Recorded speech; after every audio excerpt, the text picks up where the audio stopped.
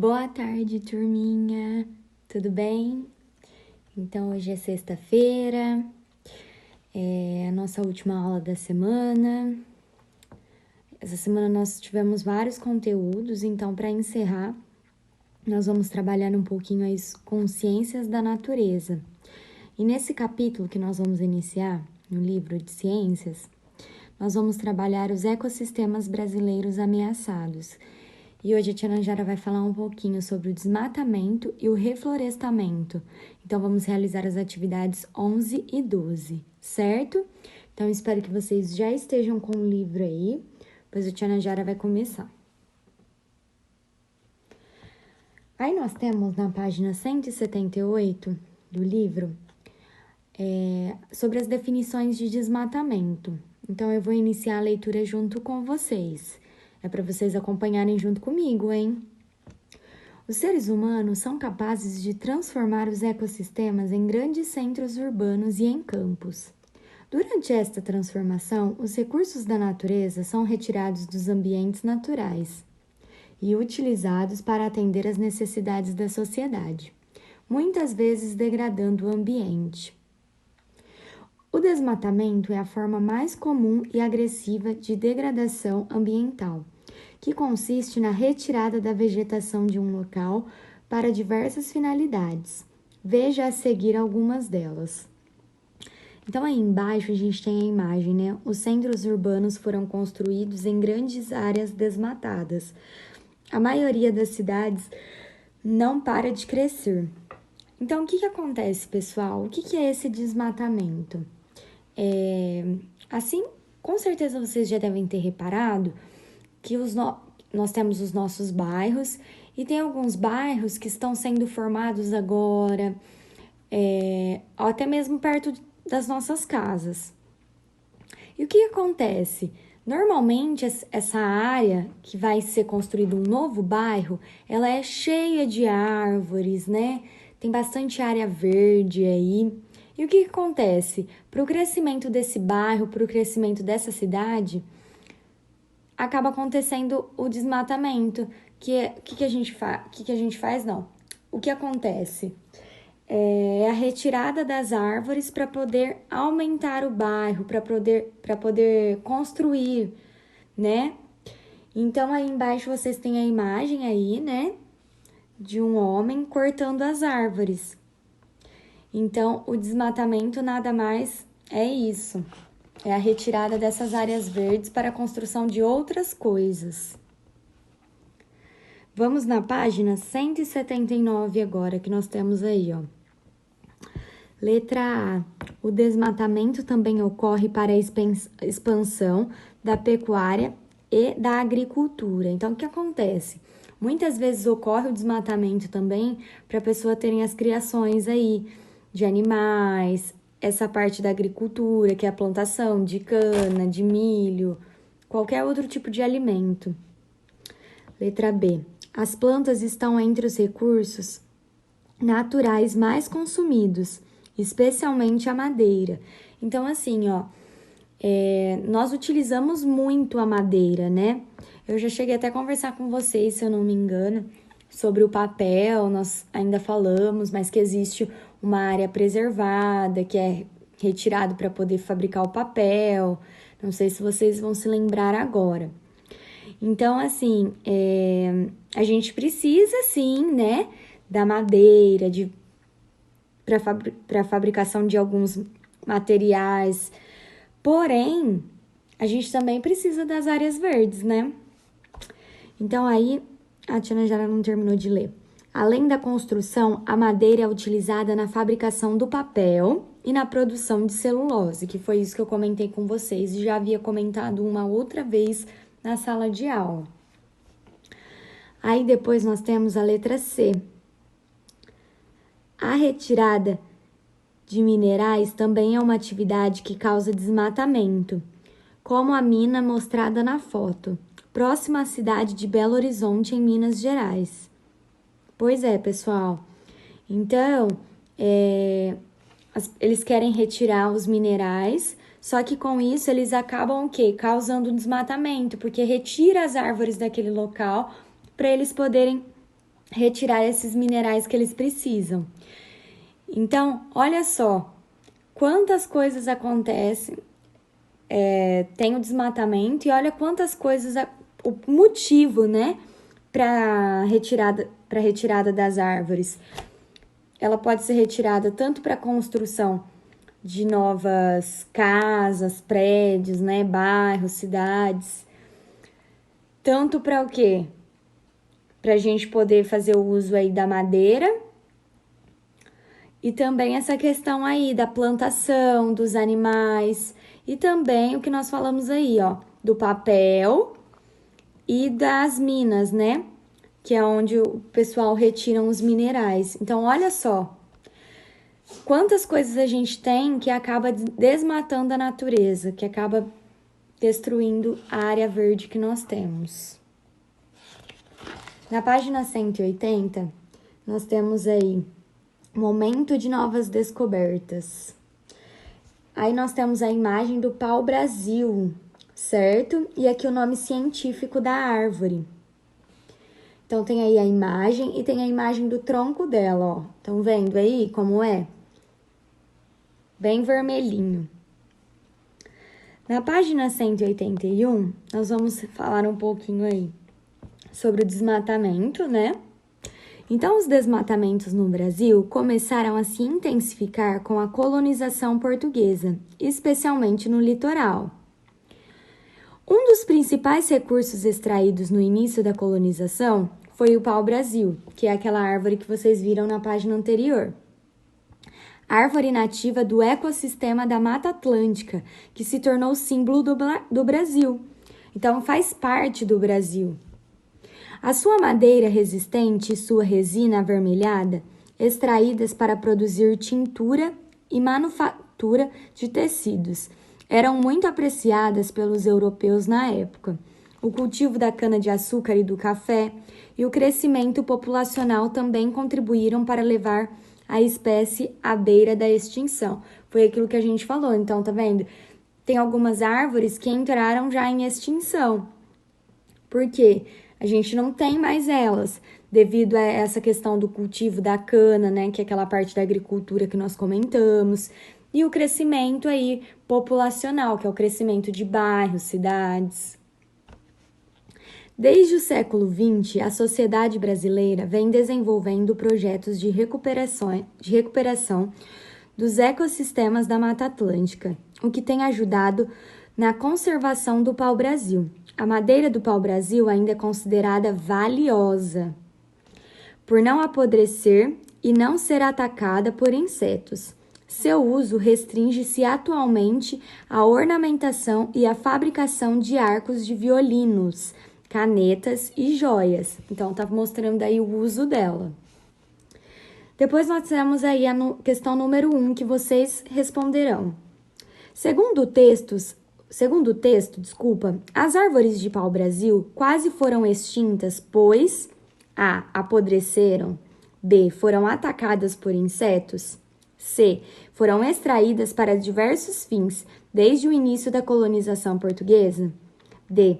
Foram utilizadas na ornamentação e na fabricação de arcos de violinos, canetas e joias.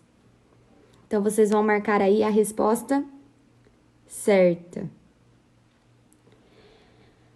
Saiba mais. Além de prejudicar o clima local e a qualidade das águas, o desmatamento vem causando danos a outros seres vivos que habitam os ecossistemas. O urubu-rei, por exemplo, é uma ave carnívora que se alimenta da carcaça de outros animais. O desmatamento dos ecossistemas terrestres brasileiros, principalmente os do Cerrado, vem diminuindo a população dessas aves nos ambientes naturais. Então, o que acontece, pessoal? Com o desmatamento, algumas árvores também acabam ficando sem os seus habitats, né? Então, acaba ocorrendo o quê? Muitas vezes a extinção até mesmo desse tipo de animal, certo? Já na página 182, vocês terão um exercício proposto aí para vocês realizarem. Pesquise em revistas ou em jornais uma imagem de uma área de um ecossistema desmatado. Colhe-a no quadro e tente identificar o motivo pelo qual esse ecossistema foi desmatado, certo? Então procura aí em jornais, revistas, até mesmo na internet, se vocês acharem uma imagem legal, e explica o que está pedindo aqui na atividade. Certo, turminha?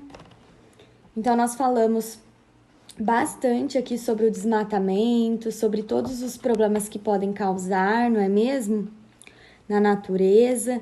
E agora na atividade 12, nós vamos falar um pouquinho sobre o reflorestamento, certo? Vamos lá então? O desmatamento causa inúmeros problemas ambientais, como assoreamento dos rios. Observe a imagem. Então, aí está mostrando que é um processo natural de acúmulo de resíduos de solo no fundo dos rios e de degradação das margens, causado por forças erosivas, tornando a água mais escura e rasa. Este processo pode ser intensificado pela ação humana, por exemplo, pela retirada da mata ciliar, que fica às margens do rio, e pelo acúmulo de lixo. E com isso, pessoal, o que pode acontecer? Pode provocar alagamentos nas cidades e arrasto de blocos de terra das margens dos rios. Então, olha lá como que fica as margens dos rios. Fica esse acúmulo de terra aí, até mesmo lixo. Uma forma de tentar corrigir o desmatamento é por meio do reflorestamento, que consiste na reposição da vegetação em locais que foram anteriormente desmatados. O reflorestamento evita os processos erosivos e a degradação do solo. Além disso, evita que animais tenham de migrar para outras regiões, inclusive as cidades, onde costumam provocar acidentes ou morrer por falta de alimento. Então, com o reflorestamento, pessoal, lembra que a tia Najara falou que quando tem o desmatamento, algumas espécies podem ficar extintas porque não vai encontrar um habitat e elas também ficam se deslocando. Elas procuram outro lugar para ficar porque foi retirado aquele lugar deles. Então, com o reflorestamento, esses animais não vão precisar mudar de lugar, entendeu? O Parque Nacional da Tijuca, na cidade do Rio de Janeiro, é a maior área reflorestada urbana do país. Atualmente é considerado uma unidade de conservação de proteção integral de ecossistema da Mata Atlântica. Nós também falamos no livro 1 sobre essa questão aqui, ó, da unidade de conservação. Não sei se vocês se lembram, mas eu tenho certeza que vocês vão se lembrar, né? Porque nós estudamos recentemente isso. Vamos na página 184. Então, tá mostrando aí mais uma imagem. Os reflorestamentos são mais comuns em áreas de reserva legal, mas podem ser aplicados em qualquer área de vegetação degradada, como as margens do Rio Claro, no Rio de Janeiro, que foram reflorestadas com espécies nativas dos ecossistemas de Mata Atlântica. As margens dos rios são áreas de preservação permanente. Então, olha lá, essa área aí, então, houve um reflorestamento dela. Então, foram plantadas outras árvores aí, né? Para que a gente não perdesse esse espaço, não perdesse esse lugar. Certo, pessoal? Então, desmatamento, vocês já sabem o que é. E agora vocês estão sabendo o que é o reflorestamento. Nós temos aí agora alguns exercícios de aplicação. Roda de conversa. Leia o texto e responda ao que se pede. Então, eu vou ler o texto para vocês. E vocês vão realizar depois as atividades. Cada vez mais as pessoas ao redor do mundo têm optado por viver em centros urbanos. Essa expansão das cidades e a degradação dos ambientes naturais estão aproximando os seres humanos ao convívio com animais silvestres que buscam novos habitats, alimentos e água. Os animais silvestres estão ocupando as cidades principalmente porque seus habitats naturais foram invadidos e até mesmo destruídos pelos seres humanos. Os saguis, por exemplo, passaram a habitar as florestas urbanas, parques e praças em várias cidades brasileiras, com a perda de Mata Atlântica. Muitos animais, especialmente os de grande porte, vivem nas áreas periféricas das cidades próximas ao que sobrou dos ecossistemas originais. Porém, são cada vez mais atraídos para os centros, em razão, por exemplo, do acúmulo de restos de alimentos nestas regiões. Aqui embaixo está o site onde está disponível esse texto, tá bom? Caso vocês tenham curiosidade, tá aqui embaixo para vocês observarem. Então, nós vamos na página 185 e vocês vão realizar vocês vão realizar as atividades em relação ao textinho que a tia Najara leu. Aí tá falando aqui. Em roda, discuta com seus colegas e com o professor os motivos que levam os animais silvestres a ocuparem os centros urbanos. Qual é a importância do reflorestamento para evitar este problema? Então aqui, pessoal, mostrou então por que esses animais vão se aproximando cada vez mais de nós, né? E o quanto isso é ruim para eles, porque muitas vezes eles acabam invadindo os centros urbanos, acabam sem querer, como eu posso dizer, às vezes a gente vê algumas reportagens no jornal que apareceu, por exemplo, uma onça em um lugar da cidade, por exemplo. É claro que ela não vai aparecer aqui, viu, pessoal?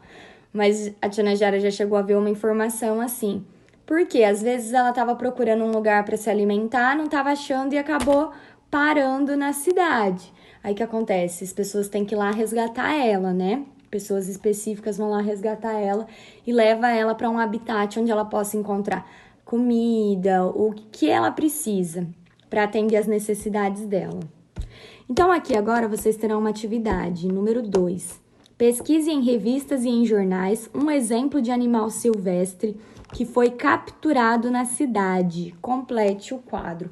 Então, vocês vão pesquisar aí algum animal silvestre que foi capturado na cidade. E vocês vão completar o quadro, certo? Um animal silvestre, por exemplo, seria a onça, entendeu? Não é, por exemplo, o cachorro, não. Esses daí são os animais domésticos, certo? Que a gente pode ter em casa. São aqueles animais que nós não podemos ter em casa, certo? Então, vocês vão ver aí um exemplo desses animais silvestres que foram capturados e completar o quadro. Então, o nome do animal, a cidade que ele foi encontrado e o que aconteceu, certo? Como que ele foi parar lá? O que foi que aconteceu? Bem tranquila essa atividade, hein, turminha? E agora na página 186 e 187, diversão à vista. A ilustração mostra um fragmento de ecossistema de Mata Atlântica reflorestado. Cole na cena os adesivos disponíveis no final do livro e descubra os seres vivos que habitam este ambiente e estão em risco de extinção. Então, tá mostrando uma área aqui que já foi reflorestada, certo? E aí vocês vão colar aí os adesivos nos espaços. Vocês estão vendo que tem tipo uma sombra, né? Tá mostrando aqui. Vocês vão lá no final do livro, peguem os adesivos e vocês vão colar aqui no lugar certo. E depois eu quero ver como ficou essa atividade, hein? Se todo mundo conseguiu encaixar aí no lugar certo. E não se esqueçam que esses animais, eles estão em risco de extinção. Então, por isso é muito importante o reflorestamento, pessoal. A gente sabe que devido ao aumento da cidade, o crescimento populacional, muitas áreas estão sendo devastadas, destruídas, mas todos precisam se conscientizar. Por quê? Nós precisamos reflorestar esses ambientes, para a gente não perder essas espécies de animais que nós temos, né? Para a gente ter uma área verde para poder observar, para poder passear nela, não é mesmo? Então, turminha, Realizem as atividades, espero que vocês estejam conseguindo. Qualquer dúvida, entre em contato com a tia Najara.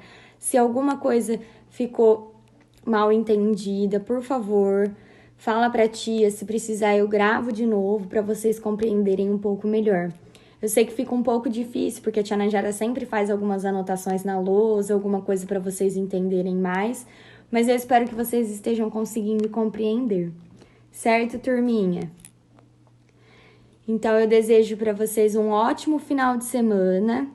Aproveitem para descansar, porque segunda-feira a tia Najara está de volta com mais atividades para vocês. E logo eu solto o gabarito nos e-mails para que vocês possam fazer as correções. Combinado? Então, primeiro eu vou postar a nossa aula e depois eu posto o gabarito para os pais nos e-mails. Combinado? Tchau, turminha. Bom fim de semana.